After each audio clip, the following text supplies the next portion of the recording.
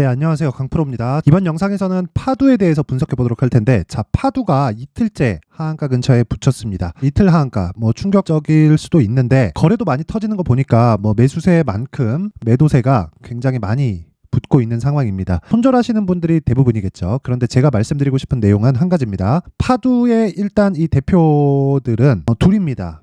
남희연 대표와 이지호 대표, 이 사람들 문제가 있습니다. 문제가 있어요. 그리고 제가 이야기를 드리는 가장 중요한 내용인 기술적으로 어떻게 판단을 해야 되는지, 그리고 매도하고 나서 어떤 식으로 해야 되는지 그 기준치에 대해서 이야기를 드릴 테니까 일단 무조건 이해를 해 가기 위해서 집중해서 들어주셔야 됩니다. 자, 그리고 시청하시기 전에 구독과 좋아요 부탁드리고요. 그리고 이해가 안 가는 부분이 있다 그러면 댓글로 남겨주시면 제가 다음 영상에 참고해서 영상을 올려드리도록 하겠습니다. 자, 시작하겠습니다. 우선 급하게 말씀드릴게요. 실적에 대한 부분이 부각이 되면서, 그쵸? 실적에 대한 부분이 부각이 되면서 어저께 갭으로, 그쵸? 갭으로 굉장히 큰 폭으로 하락을 시켰습니다. 그게 마이너스 19%. 그리고 나서 고가가 마이너스 6%까지 10% 이상의 반등을 보였습니다. 이 반등을 보인 게 끝으로 지금 이틀째 하한가에 들어와 있습니다. 물론 오늘 아직까지 하한가를 간 건 아니지만 지금 거래 행태를 보면 하한가 마감이 거의 유력해 보입니다. 그리고 시가 기준에서 매도를 못했다고 하더라도 너무 걱정하지 마세요. 다른 종목에서 수익을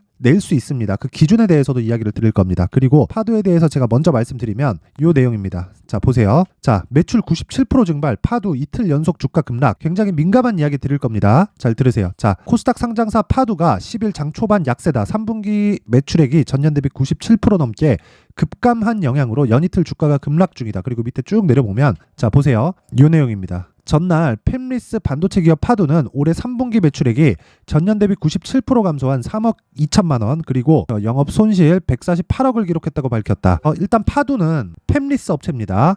장비가 필요하지 않아요. 장비가 필요하지 않다는 건 비싼 장비를 얘기를 하는 거고, 그쵸? 기본적으로 필요한 장비들은 있지만 그게 막 어마어마한 생산 장비 그런 건 아닙니다. 여기는 팹리스, 즉 설계만 하는 기업이에요.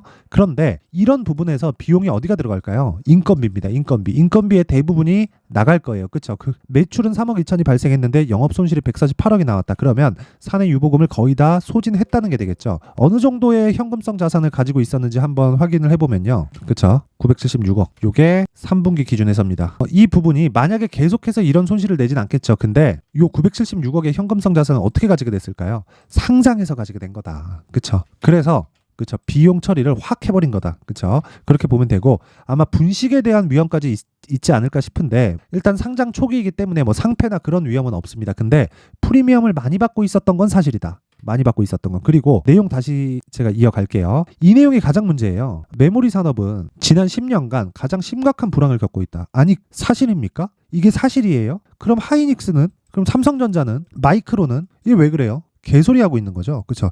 파두는 신생 기업으로서 불안정한 환경을 헤쳐나가고자 노력하고 있다. 요거를 대표가 이야기를 했다고요. 이지호 파두 대표는 실적 자료를 통해 메모리 산업은 지난 10년간 가장 심각한 불황을 겪고 있다. 10년간 불황. 메모리에 대한 수요는 계속해서 늘고 있습니다. 근데 메모리 가격은요, 원래 민감해요. 왜 그러냐면 설계를 하지 않기 때문입니다. 자, 물론 메모리 자체적인 설계는 하겠지만 제가 이야기를 드리는 내용은 뭐냐면 비메모리처럼, 그쵸, 설계 위주의 산업 생태계가 형성이 된 게 아니에요. 메모리는 생산을 많이 하고 단가를 낮추고, 그쵸, 요 내용이 첫 번째고, 무엇보다 비메모리와의 궁합이 중요합니다. 그래서 하나의 업체가 바꾸기가 어려운 거예요. 그러면서 치킨 게임을 겪고 나서 지금 살아남은 기업이 지구상에 3개밖에 없는 겁니다. 메모리 산업하고 팹리스는 완전히 달라요. 그리고 여기 가지고 있는 거 있죠? 요 내용.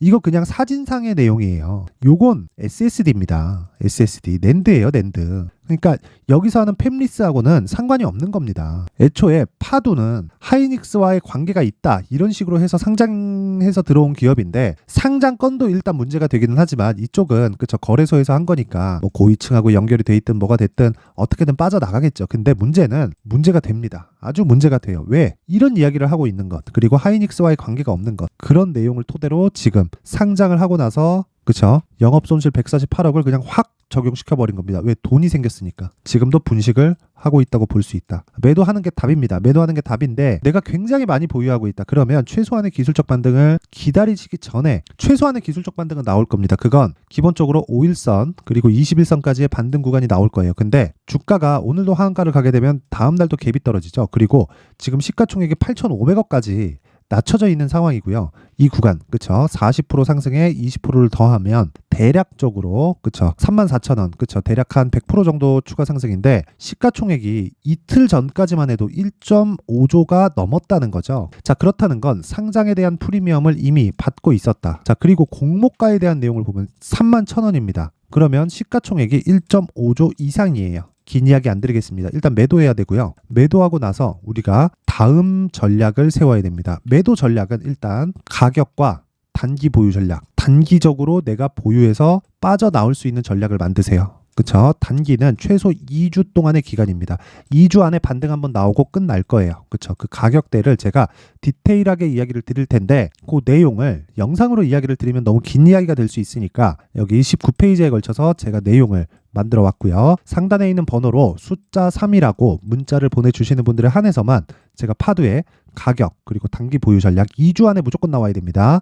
단기 보유 전략을 공유해 드리도록 하겠습니다. 물량이 많은 경우에도 제가 비중에 따라서 어느 정도로 처리를 해야 되는지 디테일하게 담아놨으니까 상단의 번호 확인해서 숫자 3이라고 문자 보내주시면 되고요. 자, 그리고 무엇보다 이쪽에서 본 손실을 굳이 여기서 감당하려고 하지 마세요. 중요한 내용 지금부터 나갑니다. 여기는 강프로의 무료 소통방입니다. 그리고 저는 파두도 그렇지만 반도체 종목을 굉장히 좋게 봅니다. 하지만 파두는 저는 매매하지 않아요. 오늘 같은 경우에도 그렇습니다. 하나마이크론을 매매를 했고요. 실제 하나마이크론 같은 경우에는 오늘 6%대 강세를 보이고 있고 시장은 하락 중이다. 왜 이런 상황이 나올까요? 시장 대비 강한 종목을 매매를 하기 때문입니다. 제가 뭐 특별한 기술이 있어서 아니에요. 저는 신고가 종목만 매매를 합니다. 근데 파도는 신고가 종목이었나요? 자, 보세요. 일단 신규 상장주예요. 근데 이걸 가지고 신고가를 따지기에는 어렵죠. 그리고 신규 상장에서 받을 수 있었던 그 프리미엄을 받고 있었기 때문에 애초에 매매 대상이 아니었던 겁니다. 혹시라도 지금 보유하고 있다. 무조건 단기 보유 전략으로 빠져나오셔야 됩니다. 상단의 번호 확인해서 숫자 3이라고 문자 보내주시면 되고, 자, 그리고 앞서서 파도에서 손실을 봤다 하시는 분들은 자, 다시 말씀드립니다.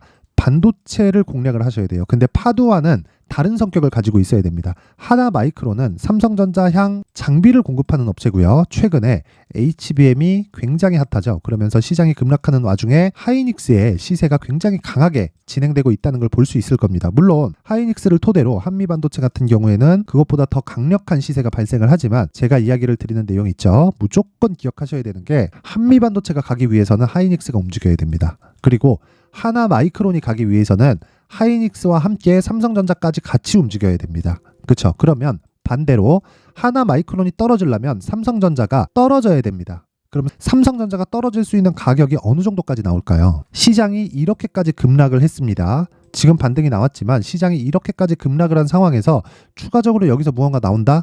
어렵습니다. 어려워요. 지금은 역헤드 앤 숄더를 만드는 과정 중에 있고요. 기술적인 내용에서도 시장 측면에서도 매수가 가능한 구간에 있다. 이야기 드리고요. 가장 중요한 건 강프로의 무료 소통방에서 계속해서 단타를 공략하고 있다는 거고 오늘 같은 경우에도요. 젠큐릭스가 그쵸 23%대 강세를 보이고 있고 나간 시각은 11월 10일 8시 54분 장 시작 전에 시초가 매매로 진행이 됩니다. 자, 진행이 됐을 때 오늘 23%대 강세 장중의 수익은 15% 이상이 나왔습니다. 자, 반도체 관련주도 그렇고요. 제가 소통방에서 여러 가지 이야기를 드립니다. 여러 가지 이야기를 하고 하나마이크론에 관련돼서도 정확히 가격을 짚어서 그쵸? 장중에는 가격을 짚어서 나가고 시초가는 가격을 짚을 필요가 없죠. 장 시작 전에 나가고 시가에 체결시키는 거니까 그래서 가격을 안 적어 놓는 거니까 그 부분 참고하시면 되고 내가 파두에서 걱정이 된다 하시는 분들은 걱정하지 마세요. 오세요. 오셔서 멘탈 잡아드립니다. 멘탈 잡으려면 수익을 보는 것 말고는 방법이 없다. 그쵸? 그래서 여기 소통방에 입장 링크를 제가 주말까지만 공유를 해드리도록 하겠습니다. 입장 방법은요. 영상 상단에 있는 전화번호로 참여라고 문자를 보내주시는 분들에 한해서만 제가 강프로의 무료 소통방 입장 링크를 공유해 드리도록 하겠습니다. 정확하게 다시 말씀드리겠습니다. 파두로 내가 회복하려고 하지 마세요. 회복하려고 하지 말고 기본적으로 신고가에 대한 이해를 해야 되고요. 거기서 단기 매매를 계속해서 이어가야 되는데 단기 매매에 대한 성공률은 99%입니다. 제가 왜 이렇게 이야기를 드리느냐? 단기 매매를 신고가를 기준에서 매매하기 때문이고요. 이런 기준에서 했을 때 모든 종목이 급등하는 모든 종목은 신고가를 거쳐갑니다. 그건 99%이기 때문에 그렇습니다. 여기서 가격대에 대한 체크만 계속적으로 이루어졌을 때 성공률을 99%까지 늘릴 수 있다. 그리고 이런 부분을 해보고 싶다 하시는 분들 그리고 내가 멘탈이 흔들린다 하시는 분들은 상단의 번호 확인해서 참여라고 문자를 보내주시면 제가 입장 링크를 딱 주말까지만 공유를 하겠습니다. 자, 파두 굉장히 안 좋은데 너무 실망하지 마시고요. 회복할 수 있는 방법 있습니다. 회복할 수 있는 방법 있으니까 힘들 내셨으면 좋겠고요. 항상 시청해 주셔서 감사드리고요. 무엇보다 모든 분들이 성공 투자할 수 있게 제가 만들어 드리겠습니다.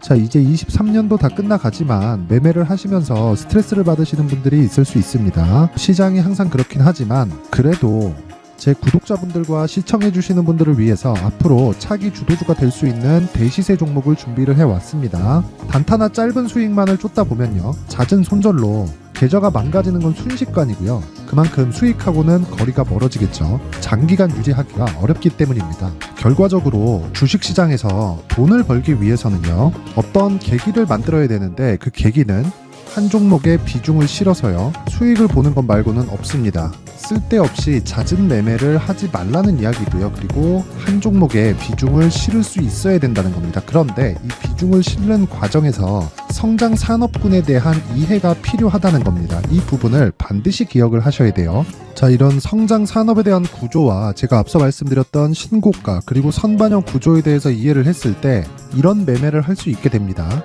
2월 7일 강프로의 대시세 종목으로 에코프로 매수가는 17만원 이에서 진행이 됐고요. 그리고 목표가는 50만원부터 자율 매도 구간으로 잡았죠. 예상 수익 범위가 200% 이상으로 되어 있는데 신고가 이후에 선반영 평균치가 200% 이상이기 때문에 그렇습니다.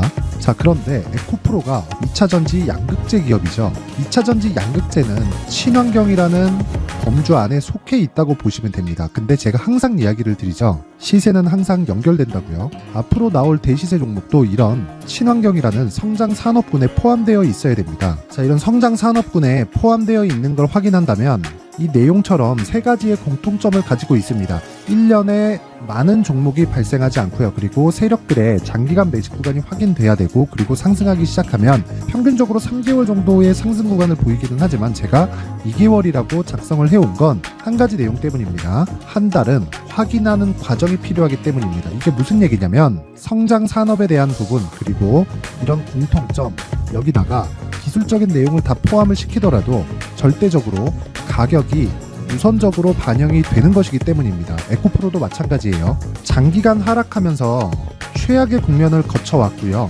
이 구간에서 먼저 하락을 했다는 건 앞서 말씀드렸던 내용처럼 고가에 대한 부분이 아니라 저가, 즉 나쁜 부분을 반영한 이후에 신고가를 발생을 시켰다는 건 앞으로 좋을 부분을 반영이 되고 있다는 거죠. 그런데 본격적인 시세는 신고가 이후라고 말씀을 드렸고 지금은 매물 소화 과정을 보내고 있습니다. 앞서 말씀드린 대로 가격 먼저 분석을 끝냈죠. 그리고 나서는 정부 정책의 방향과 맞는지를 체크를 해야 되는 겁니다.